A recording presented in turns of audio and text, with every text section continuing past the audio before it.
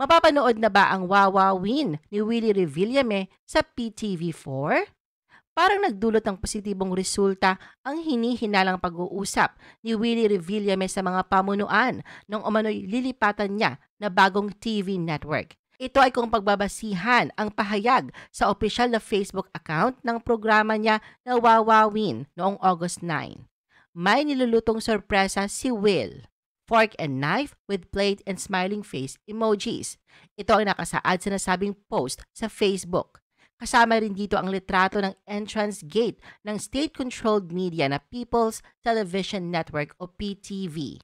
Maaalala na umingay ang balitang mapapanood si Willie sa PTV4 matapos siyang bumisita sa bakuran ng network noong July 25.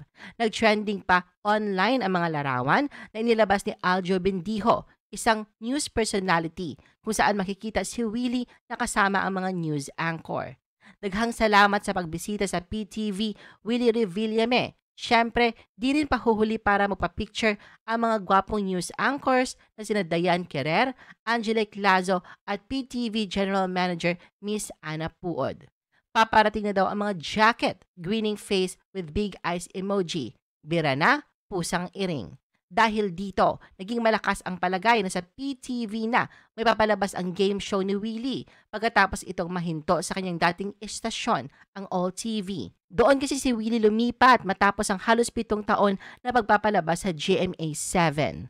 Noong Abril naman, ayon sa ulat, humiling siyang tapusin ang kanyang kontrata sa network ng AMBS. Sa ngayon, punong-puno ng excitement ang mga tagahanga ng TV host comedian sa pagbabalik niya sa telebisyon. At may komento si Lolit Soli sa isyong babalik di umano si Willie sa noontime slot ng PTV4 matapos di magtagumpay sa planong makuha ang inayawang time slot ng It's Showtime sa TV5. Under negotiation di umano ang pagpasok ni Willie sa government station, na ang slot pa lang ito ay ibinigay dati sa talent manager na si Arnold Vigafria pero biglang nagkaroon ng pandemic. May down payment na raw ito sa ibang mag-host sana ng programa na naunsyami. Ayon pa kay Lolit na laos na raw si Willie, na hindi na nga raw si Willie pinag-usapan nung kaguluhan ng mga noontime show. Wag na raw sirain ni Willie ang PTV4. Maganda na daw ang takbo ng channel. Masisira daw pag nandun raw ito.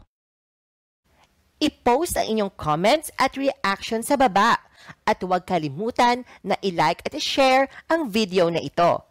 Gusto mo pa ba ng ibang showbiz videos? Panoorin ang aming iba pang top viewed videos.